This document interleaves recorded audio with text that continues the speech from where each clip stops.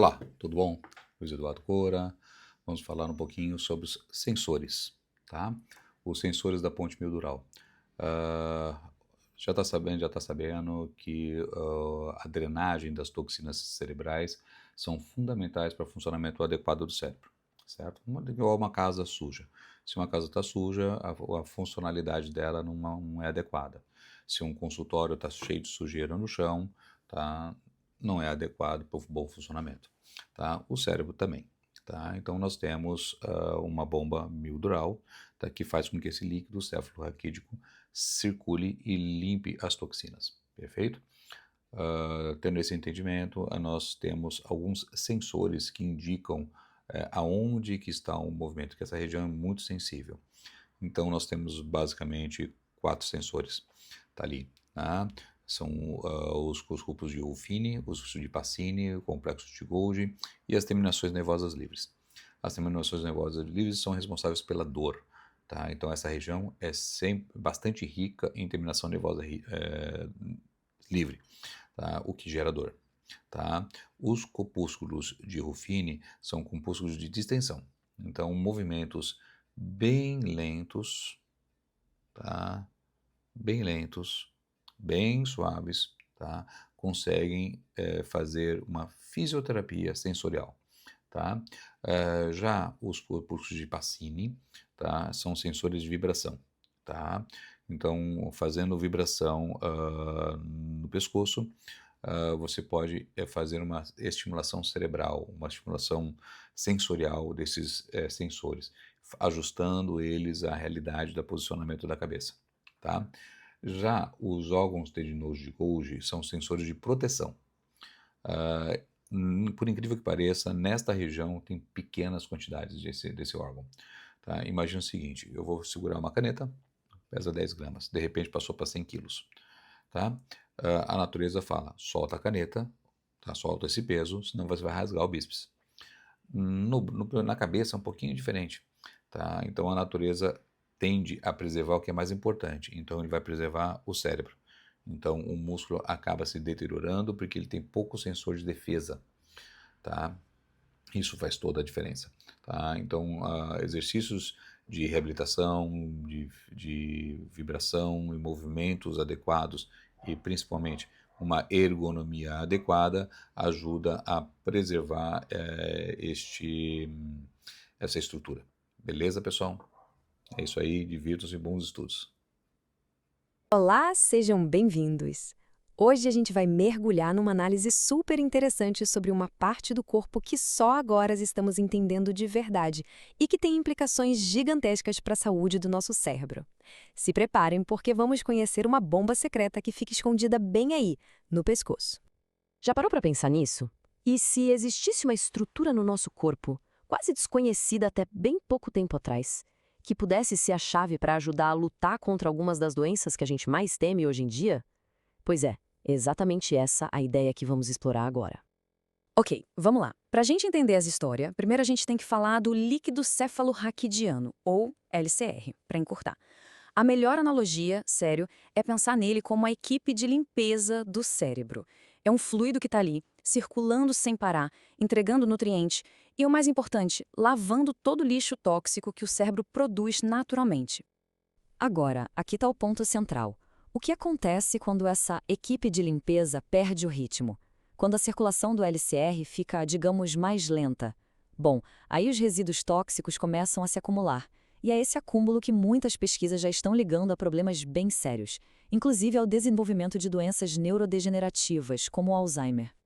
E isso nos leva, então, à grande pergunta: o que faz esse sistema de limpeza funcionar? A gente sabe que a pulsação do sangue e a respiração ajudam, mas a ciência está descobrindo um novo mecanismo bem importante, uma espécie de ponte misteriosa que fica ali na base do crânio.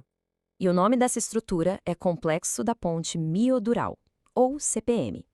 Pensa num tecido bem pequeno, mas super forte, tipo um tendão, que faz uma conexão direta, uma ponte mesmo, entre os músculos da nuca e a dura mater, que é aquela capa que protege todo o nosso sistema nervoso central. Para simplificar, o jeito mais fácil de imaginar o CPM é como uma bombinha hidráulica que já vem de fábrica. A ideia é que, quando a gente mexe a cabeça, os músculos puxam essa ponte.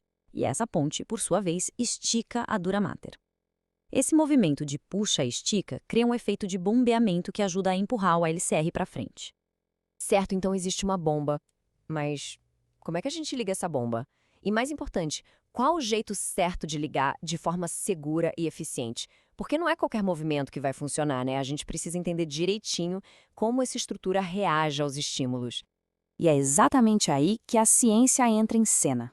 Um estudo bem recente foi investigar quais seriam os botões de ativação dessa ponte miodural. Eles pegaram o tecido, levaram para o laboratório e, bingo, identificaram 4 tipos diferentes de terminações nervosas lá dentro. Cada uma funciona como um sensor específico. O primeiro tipo de sensor que eles acharam foram os corpúsculos de Ruffini. O legal deles é que são ativados por alongamentos lentos, sabe, contínuos. Eles são os responsáveis por avisar o cérebro sobre a posição da cabeça, a pressão, a velocidade do movimento, perfeitos para movimentos controlados, como um aceno suave. Aí temos o segundo tipo, os corpúsculos de Pacini. Esses aqui são totalmente diferentes. Eles são os especialistas em detectar vibração e mudanças rápidas de velocidade. O fato deles estarem ali dá uma base científica, uma razão, para o uso de terapias com vibração na região do pescoço. A ideia é estimular diretamente a ponte miodural. O terceiro sensor são os corpúsculos de Golgi-Mazzoni. Pensa neles como os seguranças do sistema. Eles só entram em ação em situações de tensão máxima, bem no limite do movimento, para proteger a articulação e evitar uma lesão. E o curioso é que o estudo mostrou que existem pouquíssimos desses seguranças na ponte miodural.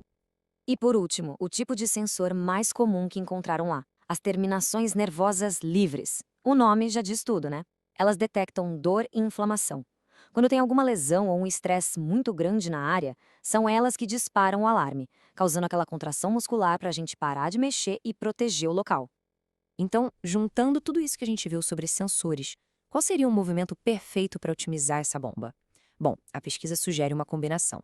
Começar com movimentos lentos de acenar com a cabeça para ativar os sensores de Ruffini, depois combinar com uma rotação bem suave e talvez até adicionar uma vibração específica na nuca para estimular os de Pacini. Olha só, aqui fica bem clara a diferença. O movimento terapêutico é aquele lento, controlado, que ativa os sensores certos e ajuda a bombear o LCR. Já o movimento nocivo, tipo de uma chicotada no pescoço no acidente de carro, é o oposto, súbito, violento. E como a gente viu que tem poucos seguranças por ali, esse tipo de movimento pode facilmente causar um dano real às fibras da ponte. Ou seja, o ponto-chave de tudo isso é que o tipo certo de movimento pode funcionar como um remédio.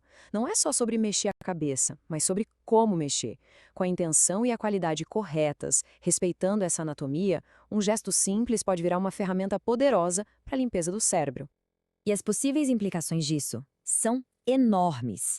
O estudo sugere que estimular essa ponte miodural do jeito certo pode se tornar um novo alvo de tratamento para um monte de problemas, desde dores de cabeça tensionais até doenças muito mais complexas como Parkinson e Alzheimer, que de uma forma ou de outra têm relação com a circulação do líquido cefalorraquidiano. Isso tudo nos deixa com uma pergunta final, que dá o que pensar. Será que um gesto mas tão simples como um aceno de cabeça, se for feito com consciência, do jeito certo, poderia, um dia, ser parte fundamental de como a gente cuida da saúde do cérebro e previne doenças? É incrível imaginar. E a ciência, bom, ela está só começando a nos dar as respostas.